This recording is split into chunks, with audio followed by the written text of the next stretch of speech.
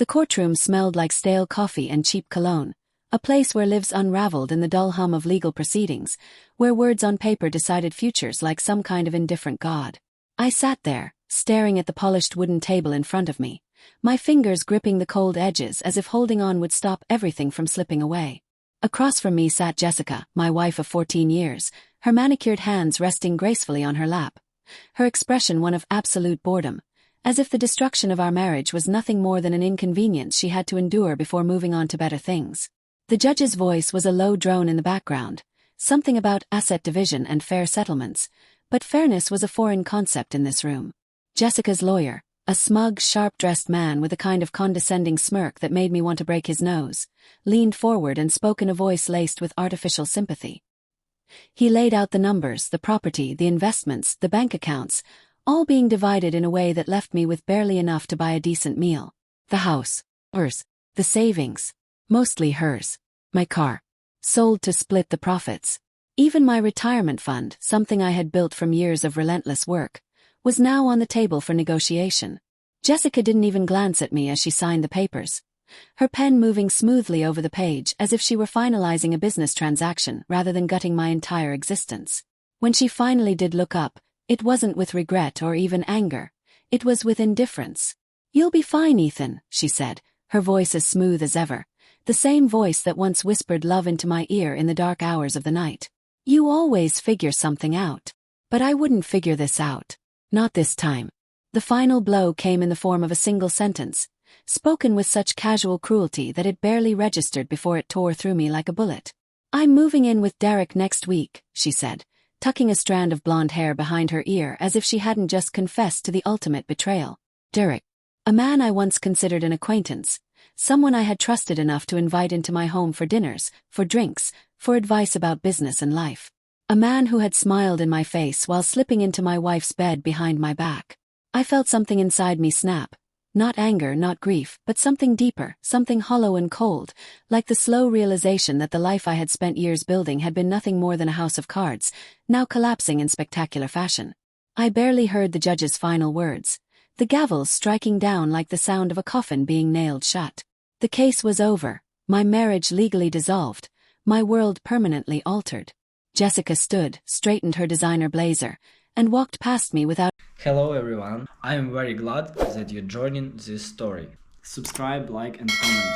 Enjoy the story, smile more often. Another word, the faint scent of her perfume lingering in the air like a ghost. I stayed in that courtroom long after everyone else had left, staring at the empty seats, trying to remember the last time I had truly been happy, and failing. That night I drove to my parents' house, the only place I could think to go, believing, stupidly, that family was a safety net, that even if my wife had abandoned me, even if the legal system had stripped me of everything, the people who raised me would at least offer a warm meal and a place to crash for the night. But when I walked through the front door, suitcase in hand, the expressions on their faces told me everything I needed to know. My father, always a man of few words, took one look at me and sighed, rubbing his temples like I was some kind of burden he didn't have the patience for. My mother pursed her lips, glancing toward my brother, Kevin, who was sprawled on the couch with a beer in hand, a smug grin spreading across his face. "Well," my mother said after an excruciating silence, "what do you expect us to do about it?" I stared at her, the weight of the day settling on my shoulders like lead. I just need a place to stay for a bit," I said, my voice hoarse, my pride bleeding out with every word. Kevin snorted, taking a slow sip of his drink before shaking his head. "Man, this is pathetic," he muttered, half laughing. "You really let her take you for everything, huh? Didn't think you were that much of an idiot." My hands clenched into fists, my jaw tightening as shame and rage twisted together inside me like a sickness. "I can sleep on the couch," I tried again, ignoring my brother, looking only at my mother, at the woman who once kissed my scraped knees and told me everything would be all right. But she only sighed, shaking her head as if she were scolding a child. "Ethan, you've made your choices," she said, her voice clipped, her hands smoothing the fabric of her cardigan. "You always put Jessica first, never listened when we told you she was trouble. And now you want us to pick up the pieces." For a moment, I thought I had misheard her. I opened my mouth, but my father cut me off with a shake of his head. "We're not running a charity," he said, turning back toward the television, dismissing me without another word. Kevin chuckled again, raising his beer in a mock toast. Guess you'll finally learn what it's like to lose, big shot. The walls closed in around me, the air thick with their judgment, their disappointment, their amusement at my suffering. I had lost everything. My wife, my home, my dignity. And now, standing in the doorway of the house I grew up in, I realized I had also lost my family. I turned without another word, walking back to my car, my body running on autopilot. The moment I stepped outside, the cold night air hit me, sharp and unforgiving. I stood there for a long time, staring at the darkened windows, waiting, hoping for someone to come after me. No one did. I drove away with no destination in mind, my hands gripping the wheel so tightly my knuckles turned white. I had nothing left. No home, no money, no support system. But as I stared at the empty road ahead, something inside me shifted. They all thought I was done, that I would fade away, crushed beneath the weight of my own failure. They laughed at me, at my downfall, at my pain. Fine. Let them laugh. Because one day I was going to make damn sure they choked on it. The motel smelled like mildew and stale cigarette smoke, the kind of place where lost souls gathered. Their dreams crumpled like the cheap plastic keycards they tossed onto nightstands stained with years of neglect. The walls were a dull, lifeless shade of beige, the thin carpet worn down to the concrete in spots, and the single window let in just enough light to remind me how far I had fallen. The bed creaked when I sat on it, the springs groaning beneath the weight of my body, and for a long moment, I just stared at the peeling wallpaper, trying to understand how my life had unraveled so completely. My wallet was almost empty, the few bills I had left folded neatly inside, as if pretending to be more than they were. I had applied for job after job, walking into stores, offices, and restaurants with the kind of desperation that made people uncomfortable. The managers would glance at my resume, frown at the gap in employment, and offer me a tight smile that barely hid the rejection behind it. "We'll be in touch," they would say, but I knew what that meant. It meant they saw me as a man who had already failed, a man who used to have something but lost it, and people don't like to bet on failure. The days stretched into weeks, and with every rejection, my hope withered a little more, curling inward like a leaf too long in the sun. My phone barely rang, and when it did, it was never for anything good. Bill collectors, banks reminding me of the payments I wasn't making, and on rare occasions my brother Kevin, who never called to check on me but always found time to throw another jab. "Still living in that rat hole?" he asked one evening. His voice thick with amusement, the sound of a television blaring in the background. "Man, I knew you were pathetic, but this is something else. You should have listened to Dad. Should have saved your money instead of playing house with that gold digger." I gritted my teeth, gripping the phone so tightly my knuckles ached, but I said nothing because what was there to say? He was right in his own cruel way. I had built my life around a woman who saw me as nothing more than a stepping stone to something better, and when she was done, she walked away without a second glance. But what stung more than anything was the way my own family had reacted, not with sympathy or even indifference, but with outright enjoyment, as if my suffering was some kind of entertainment for them. I hung up on Kevin without a word, tossing my phone onto the bed beside me, and for a long time I just sat there, staring at the ceiling, listening to the muffled sounds of arguments and televisions from the rooms next door. I could feel the anger simmering beneath my skin, a slow burn that refused to fade, and I knew that if I stayed in this place for much longer, I was going to drown in it. That night, with nowhere else to go, I found myself back in the neighborhood where I had grown up, the streets lined with houses that all looked the same, the kind of place where people measured success by the height of their hedges and the number of cars in their driveway. My parents' house sat at the end of the cul-de-sac, the lights glowing warmly from the windows, a sharp contrast to the cold, empty motel room I had just left behind. I parked down the street, out of sight, and walked toward the house, my footsteps slow, my breath visible in the cool night air. I wasn't sure why I was there. Maybe some stupid, desperate hope that they had changed their minds, that they would see me standing outside and finally offer me something other than scorn. But before I could even reach the front steps, I heard the laughter, loud, sharp, cutting through the quiet night like a knife. I froze, my stomach twisting into knots, as I heard my father's voice first, deep and rumbling, the way it used to sound when he told stories at the dinner table, except now it was filled with something else, something cruel. "Can you believe he actually thought we'd take him in?" he said, followed by the clinking of ice against glass, the unmistakable sound of whiskey being poured. Kevin's laughter came next, lighter, mocking, the sound of someone who had always taken pleasure in being the favorite. "I swear I almost felt bad for him," he said, barely able to get the words out between chuckles. "But then I remembered he did this to himself. Should have seen the look on his face when we told him no. My mother's voice was softer, but the words were just as sharp. He needs to learn, Robert. We can't keep enabling him. Maybe this will finally make him grow up. I stood there, rooted to the pavement, the cold seeping through my jacket, but I barely felt it. The words echoed in my head, bouncing off the walls of my mind, each one landing like a fresh wound.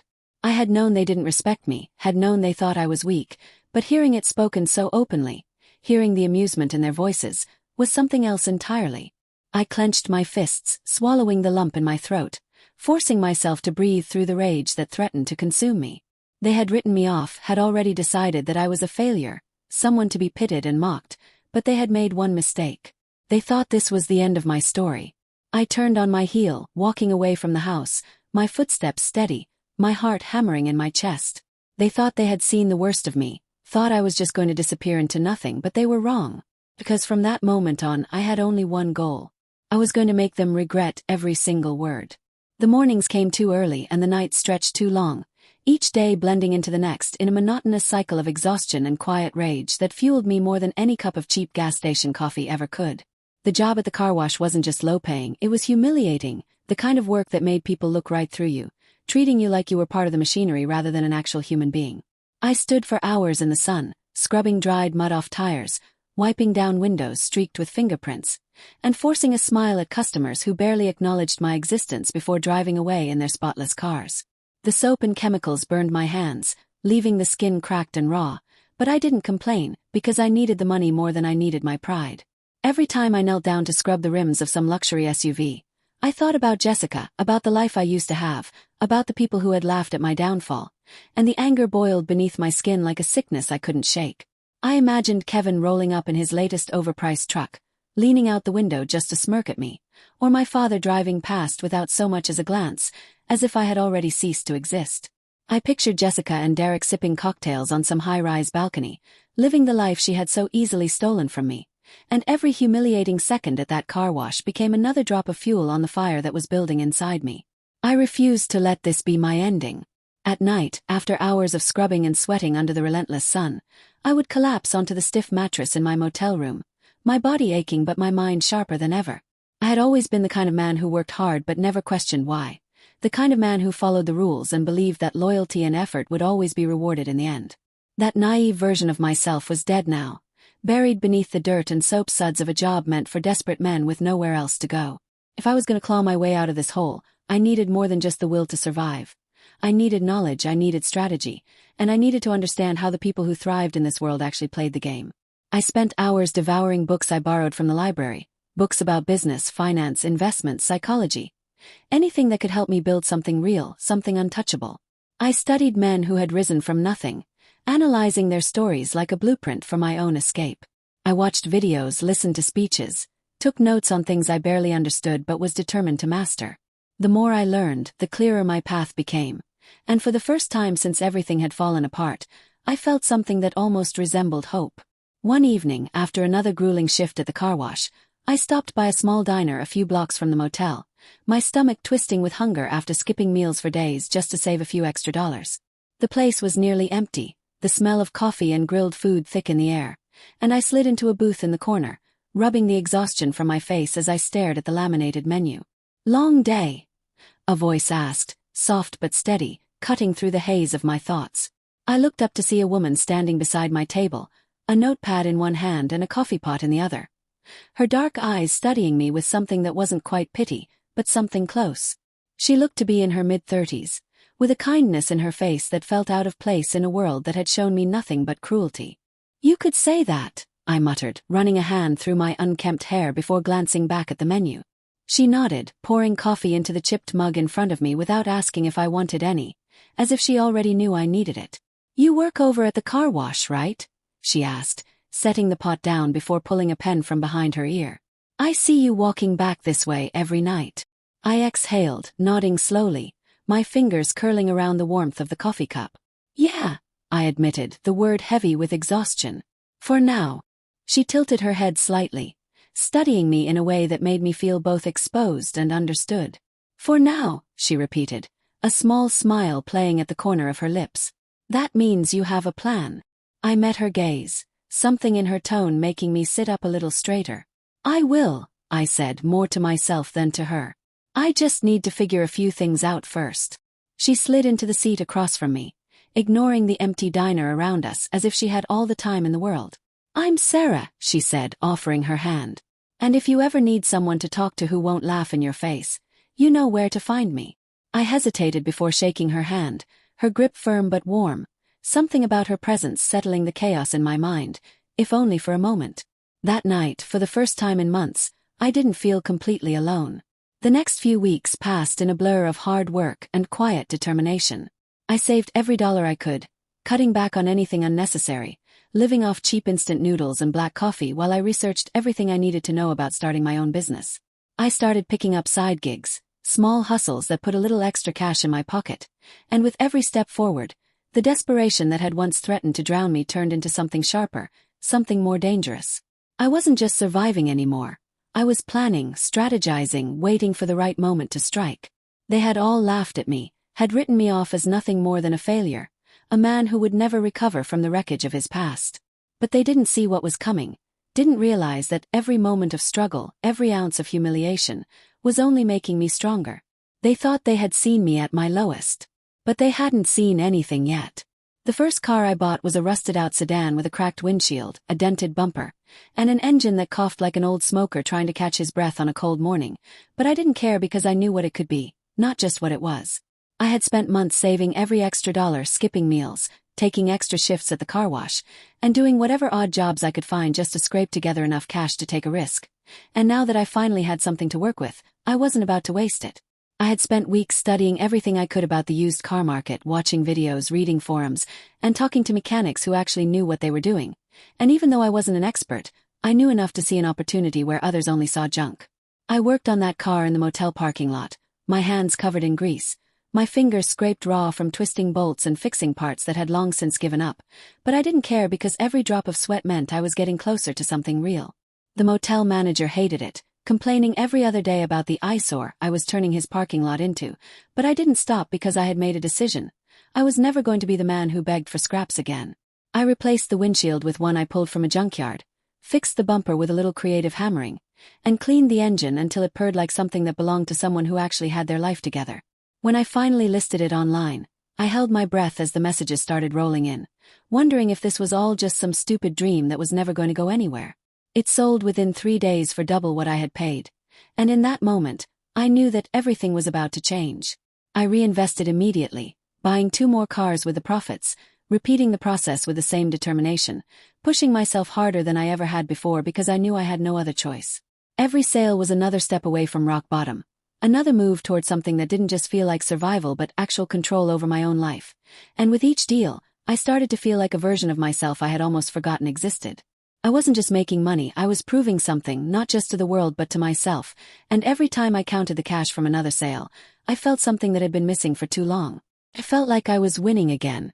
Sarah started coming around more often, showing up at the motel with takeout in hand, sitting on the hood of whatever car I was working on while she watched me struggle through repairs, laughing whenever I cursed at a stubborn bolt or dropped a wrench on my foot. She never pitied me, never looked at me the way others did, never treated me like I was some broken thing that needed fixing, and that made it harder for me to ignore the way I felt whenever she was around. She asked questions about my plans, pushed me to think bigger, made me believe that maybe I wasn't just clawing my way out of a hole but actually building something worth keeping. But no matter how much I wanted to let her in, I couldn't shake the fear that if I got too comfortable, everything would come crashing down again. I kept my guard up, even when she made it clear that she wasn't going anywhere, even when she reminded me that not everyone was looking for an escape route the moment things got hard, because the wounds Jessica left weren't just scars, they were landmines, and I wasn't sure I could handle another explosion. I wanted to trust her, wanted to believe that she was different, but trust was a currency I had long since run out of, and no matter how much I liked having her around, I wasn't sure if I was ready to spend what little I had left. Meanwhile, Jessica was living the life she had traded me for, or at least that's what I assumed, until I started hearing whispers about the cracks forming in her perfect little world. Derek, the man she had chosen over me, the man who had smiled in my face while stealing my wife behind my back, wasn't quite the prince she had painted him to be, and the rumors that trickled back to me were like tiny drops of gasoline on the fire I had spent months stoking. I heard from mutual acquaintances that he wasn't as rich as she had thought, that his money wasn't as endless as it seemed, that the life she had jumped ship for wasn't turning out to be the smooth ride she had expected. And while I knew it shouldn't matter to me anymore, I couldn't help but feel a bitter satisfaction in knowing that karma was doing its job. The first time I ran into her again, it wasn't planned, but the moment our eyes met across that grocery store parking lot, I knew that the universe had a twisted sense of humor. She hesitated for just a second before walking toward me. Her designer purse clutched tightly in her manicured hands. Her expression unreadable, but her posture betraying a hint of something I couldn't quite place. "Ethan," she said, her voice smooth as ever but lacking the same confidence it once had, as if she wasn't entirely sure where we stood now that I wasn't the broken man she had left behind. I didn't say anything at first, just let the silence stretch between us until she finally shifted uncomfortably, glancing at the car I had just polished up for sale. Her lips pressing together like she was trying to figure out how to phrase whatever was coming next. "I heard you were doing better," she finally said, her tone careful, her eyes searching my face for any sign of weakness she could still exploit. I tilted my head slightly, letting the words settle in the air between us, knowing full well that doing better was just her way of admitting that she had expected me to fail, expected me to stay down after she had kicked me to the curb. "I am," I said simply, watching the way her jaw tightened, the way she swallowed just a little too hard, the way she realized in real time that I wasn't the same man she had once controlled so easily. She hesitated again, shifting her weight from one foot to the other, her nails tapping against the leather of her purse, and for the first time in a long time, I saw something in her eyes that I had never seen before. Regret. But regret didn't change anything, and I wasn't interested in rewriting history. I gave her one last look, a small smirk playing at the corner of my lips, then turned away without another word, climbing into my car and pulling out of the parking lot without a second glance. She had made her choice. And now, for the first time, I was finally making mine. 2 years ago, I was standing in the rain outside my parents' house, listening to their laughter echo through the windows, my body frozen not from the cold but from the realization that the people who were supposed to love me the most had written me off like I was nothing. 2 years ago, I was sleeping on a sagging motel bed, eating instant noodles and scraping together every last cent just to keep myself from drowning in the mess that my life had become. 2 years ago, I was a joke, a failure, a man who had been discarded like yesterday's trash, left to rot while everyone else moved on without a second thought. Now I was the one laughing. The warehouse office smelled like new furniture and fresh paint, the air thick with the scent of ink from signed contracts and the faint hum of success vibrating in every corner. The walls were lined with framed photos of the first few cars I had flipped, the ones that had gotten me out of that miserable motel and onto something bigger, something that nobody had believed I could achieve. From selling used cars in parking lots to running a full-scale dealership, I had built something real, something that couldn't be taken away from me by a divorce settlement or a backstabbing family. The numbers in my bank account had more zeros than I ever thought possible. The office desk I sat behind was solid oak instead of cheap laminate, and the people who once ignored me were suddenly remembering my name like it had always been important to them. It started with my mother, her voice soft and hesitant over the phone, a tone I hadn't heard since I was a kid who still believed she was capable of unconditional love. She spoke as if nothing had happened, as if she had never slammed the door in my face or called me a failure when I had begged for help. She asked how I'd been, told me she missed me, even threw in a comment about how proud they were of me now that I had turned things around, but every word tasted like manipulation, and I wasn't stupid enough to swallow it. A week later my father called. His voice gruff but forced, the usual air of superiority laced with something that almost sounded like regret but wasn't quite strong enough to be genuine. He made small talk at first, asking about business, pretending to be interested in something he had never cared about before, and I let him talk, let him pretend that this was just another normal conversation between father and son, before I finally asked the question we both knew was coming. "What do you want?" I said, my voice flat, my patience thinner than it had ever been. He hesitated, clearing his throat like he needed to prepare for whatever excuse was about to come out of his mouth. "Your mother and I were just thinking," he started, stretching out the words as if trying to find the right way to phrase his request. "Maybe we could all sit down for dinner sometime, as a family." Family. That word tasted like poison coming from him, like something spoiled that had been left out for too long, and I wondered how many times he had used it in the last 2 years when talking about me. I wondered if I had ever even been part of that word in his mind, or if I had just been an investment that had gone bad, a stock he had written off as a loss until the numbers started going back up again. I didn't say yes, but I didn't say no either. I let the silence stretch just long enough to make him uncomfortable, just long enough for him to wonder if he had overplayed his hand, and then I told him I'd think about it before hanging up without waiting for a response. Then, as if the universe had decided I hadn't had enough déjà vu for 1 week, Jessica showed up. I was leaving the office late that night, the parking lot dimly lit, the air thick with the scent of rain from an earlier storm, when I saw her leaning against a car that was far less expensive than the one she used to drive. She looked different, not in a way that made her any less beautiful, but in a way that made it clear life hadn't been as kind to her as she had expected when she walked out of that courtroom 2 years ago. Her clothes were still designer, but they didn't fit quite as effortlessly. Her makeup was still flawless, but it didn't hide the exhaustion in her eyes, and the confidence she had once worn like armor was cracked just enough for me to see the woman underneath it all. For a long moment, we just stood there, the silence between us heavier than it had ever been, as if both of us were waiting for the other to make the first move. Finally, she sighed, pushing away from the car, crossing her arms over her chest like she was trying to protect herself from whatever version of me she was expecting to face. "You're doing well," she said, her voice careful, like she wasn't sure how I would respond.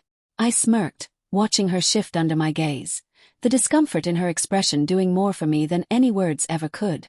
"I am," I said simply, knowing full well that was the last thing she wanted to hear.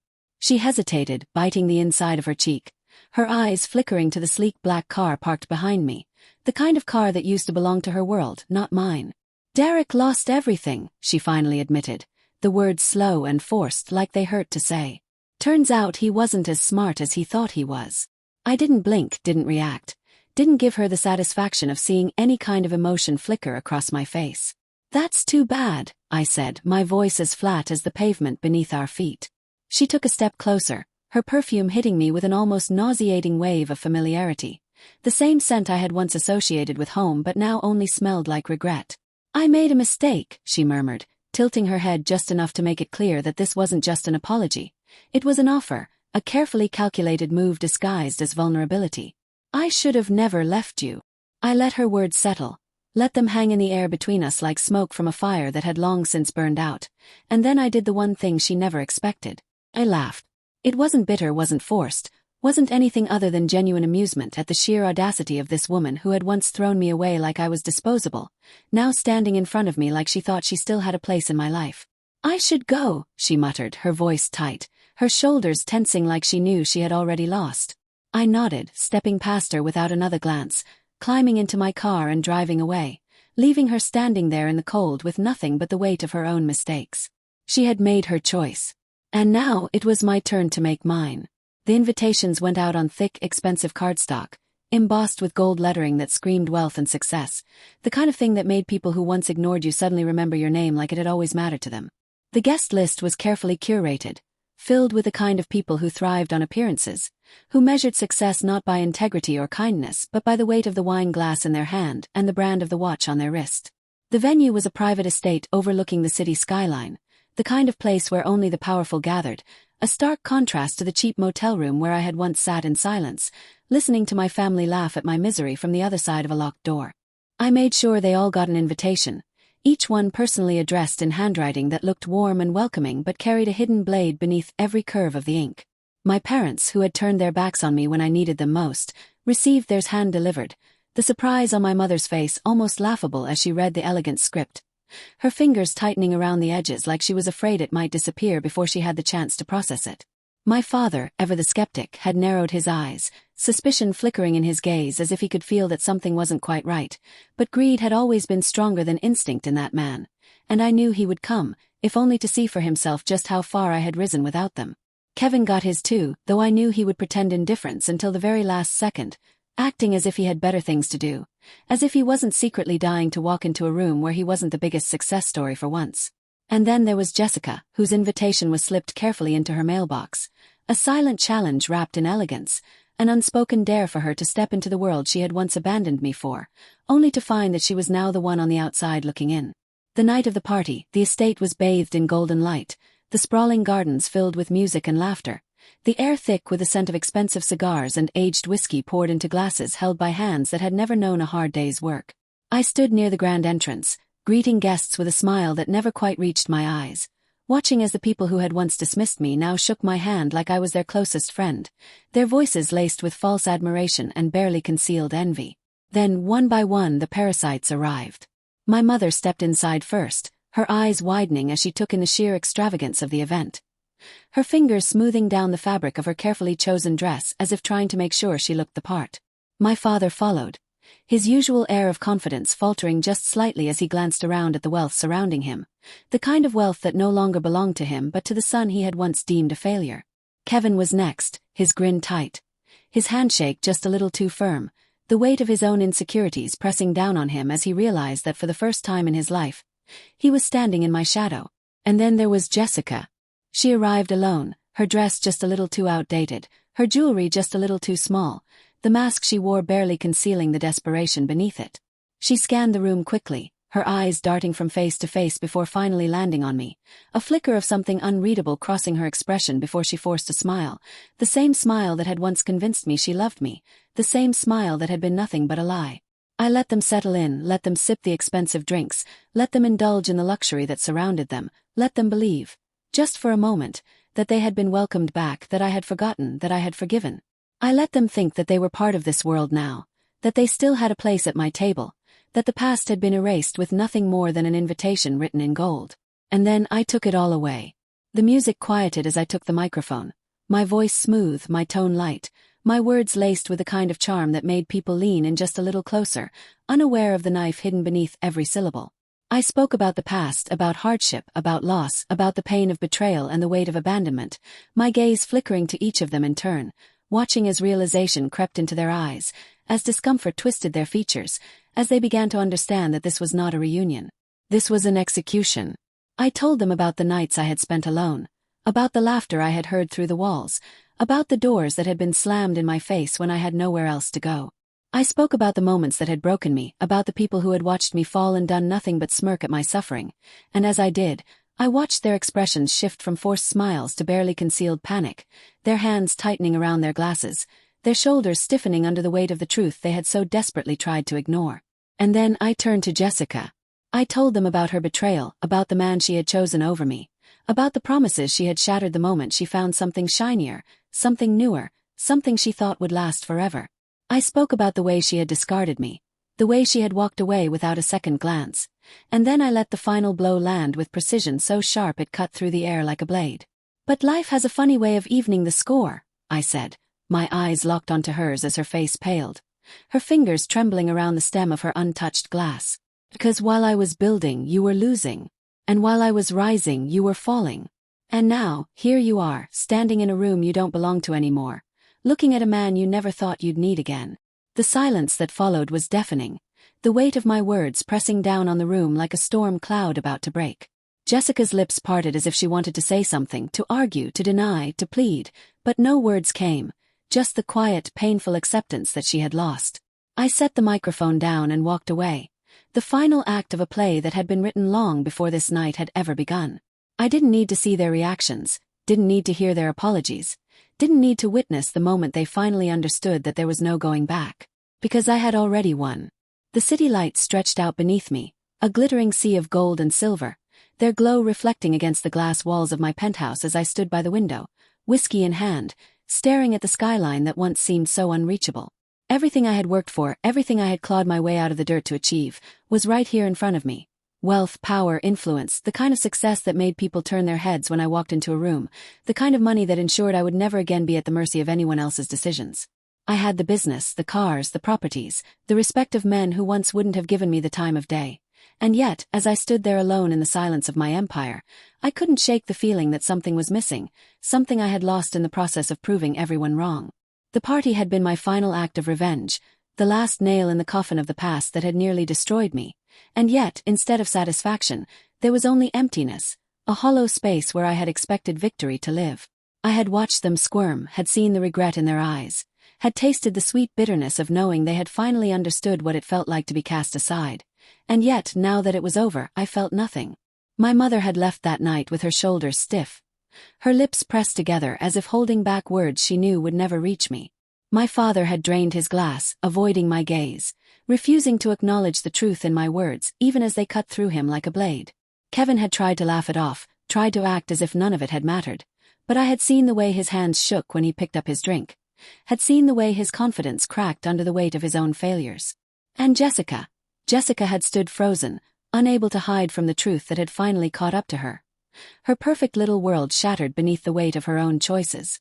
I had thought that moment would be enough, had believed that once I had made them feel the way they had made me feel, the hunger inside me would finally be satisfied.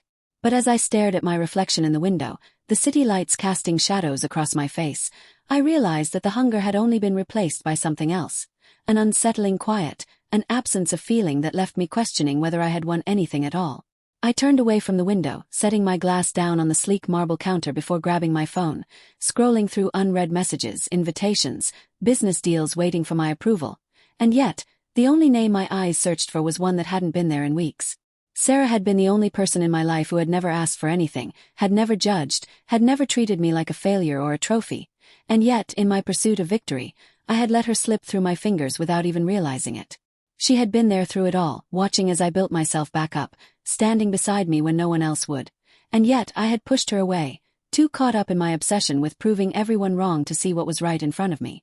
I ran a hand through my hair, exhaling slowly, frustration creeping in as I realized that for all the power I had gained, I was still just a man standing in an empty room, searching for something he couldn't name. Before I could talk myself out of it, I grabbed my keys and headed out, my footsteps echoing through the quiet halls of a home that felt more like a museum than a place where someone actually lived. Sarah's diner was nearly empty when I arrived, the neon sign flickering slightly, casting a warm glow against the dark street. I stepped inside, the familiar scent of coffee and grilled food wrapping around me like something I hadn't realized I missed until now. She was wiping down a table near the counter, her dark hair pulled back, the tiredness in her eyes telling me that she had probably worked another long shift, but when she looked up and saw me standing there, something shifted in her expression. Not surprise, not anger, just quiet understanding, like she had been expecting me to come to this realization eventually. "You look like a man who got everything he wanted and still isn't happy," she said, setting the rag down and leaning against the counter, arms crossed, watching me with the same unshaken patience she always had. I let out a breath, shaking my head slightly, running my hand along the back of my neck as I tried to find the right words. But she already knew, didn't she? She had known long before I did that this wasn't the kind of victory that would ever feel like enough. Did I do all this just to prove a point? I finally asked, my voice quieter than I expected, the weight of the question pressing down on me harder than I wanted to admit. Sarah tilted her head, studying me for a moment before giving a small, knowing smile. "That depends," she said, grabbing a coffee mug and pouring me a cup without asking if I wanted one. "Are you living for yourself now? Or are you still trying to impress people who stopped mattering a long time ago?" Before I could answer, before I could even process the depth of her words, my phone buzzed in my pocket, the sharp vibration cutting through the moment like a blade. I hesitated before pulling it out, my chest tightening slightly when I saw Kevin's name flash across the screen, the unexpectedness of it making something uneasy settle in my stomach. I answered, expecting sarcasm, expecting another smug comment, expecting anything but the words that actually came through the line. "It's Dad." Kevin's voice was flat, lacking its usual arrogance, and that was the first thing that made my grip tighten around the phone. "He's in the hospital. It's bad." The diner suddenly felt too small, the walls closing in, the warmth of the coffee in my hands now feeling misplaced, unnecessary, irrelevant. My father, the man who had cast me aside without a second thought, the man who had laughed when I had nowhere to go, the man who had dismissed my pain like it was nothing, was now lying in a hospital bed, and Kevin was calling me like I was supposed to care. I swallowed hard, my jaw clenching, my thoughts racing as I tried to sort through the mess of emotions that had just been thrown into my lap. "I'll think about it," I said, my voice colder than I intended, before hanging up without waiting for a response. Sarah didn't say anything, didn't press for answers, didn't offer meaningless words of comfort, just sat across from me and let the silence stretch between us, letting me figure out what came next. For the first time in a long time, I had no idea what I was going to do. The hospital smelled like disinfectant and something stale, a scent that lingered in the back of my throat, making it impossible to ignore the reality of where I was and what I was about to do. The fluorescent lights flickered slightly overhead, casting a pale glow on the scuffed linoleum floors, the quiet hum of machines filling the empty space between the occasional sound of distant footsteps and the murmurs of nurses exchanging clipped words at the front desk. I stood just outside the door to his room, my hands in my pockets, my jaw tight, my pulse steady but slow, as if my body was waiting for my mind to decide whether I should actually step inside or turn around and walk away. I had spent years picturing this moment, imagining what it would feel like to stand over the man who had looked me in the eyes and told me I wasn't worth saving, to see him stripped of his usual authority, lying in a bed he couldn't leave, no longer the towering figure who once dismissed me like I was nothing. I had thought that maybe I would feel satisfaction, that maybe I would see him hooked up to machines and finally get the closure I had spent so long chasing, but now that I was here, I felt none of those things. No anger, no triumph, no validation, just a strange sense of emptiness, like I had finally reached the last page of a book that had taken me too long to finish. I exhaled slowly before pushing the door open, stepping inside with measured movements, my gaze landing on the man in the bed, a man who looked nothing like the one I had spent my entire life resenting. My father had always been a presence, someone who filled every room with the weight of his expectations, his judgments, his quiet but suffocating disapproval, but now he looked smaller somehow, his skin pale, his frame thinner than I had ever seen it, his once strong hands resting weakly at his sides, the rise and fall of his chest shallow beneath the crisp white sheets. His eyes flickered open at the sound of my footsteps, and for a moment, neither of us spoke, just stared at each other, years of distance stretching between us like an invisible wall neither of us knew how to break through. Then, slowly, he exhaled. His voice rough, weak, barely more than a whisper as he forced out a single word that I had never expected to hear from him. Ethan. I didn't answer right away, didn't move any closer, just studied him, waiting to see if he would follow it with something else, something more, something that would justify the fact that I was standing here instead of anywhere else in the world. He swallowed, his throat working painfully, his gaze heavy with something I didn't recognize, something that almost looked like regret but was too unfamiliar for me to trust. I wasn't a good father to you, he admitted, his voice shaking slightly, as if the words were harder to say than anything he had ever spoken before. I should have been better. I should have. He stopped, coughing, his body trembling slightly with the effort, and I just stood there, watching, waiting, listening to a man who had never once admitted to a single mistake in his life now struggling to find the right way to tell me what I already knew. I let the silence stretch, let him sit with his own words, let the weight of everything he had done settle in the space between us before I finally spoke, my voice calm but firm, my tone giving away nothing of what I was actually thinking. Why now? I asked, tilting my head slightly, my fingers flexing at my sides, my body still tense despite the lack of real anger burning beneath my skin. Because you're dying. Because you suddenly realized that I was worth something after all? Or because you finally understand what it feels like to be powerless? He exhaled again, closing his eyes briefly before opening them again, his gaze never leaving mine, and for the first time I saw it. Genuine remorse, not just for himself, not just for his situation, but for what he had done to me, for what he had refused to be when I had needed him most. Because I was wrong, he said simply, no excuses, no justifications, just 4 words that carried more weight than anything else he had ever said to me.